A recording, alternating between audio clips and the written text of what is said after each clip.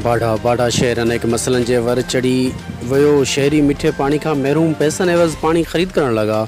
Road रस्ता तबाही के मंजर पेश करण लगा। बाईपास पबलक पार्क टेक्सी स्टैंड रांदिन जो ग्राउंड बाडा वासिन के न मिली सघियो। टाउन इंतज़ामिया क्रपशन में पूरे शहरी मसइलनि जे हल लाइ बाडा बचायो तहरीक पारां 49वीं हफ़्ते में मोहम्मद अली खुश्क हसन कलोड़ो मुर्तज़ा गोपांग ऐं ॿिनि जी अॻवानी में एहतजाज जो सिलसिलो जारी आहे। एहतजाजी रैली जी अॻवाननि मुतालबो कयो त बाडा शहर जा समूरा जाइज़ बुनियादी मसइला हल करे बाडा वासिन सां इंसाफ़ कयो वञे, न त सख़्त एहतजाज जो दायरो वधायो वेंदो।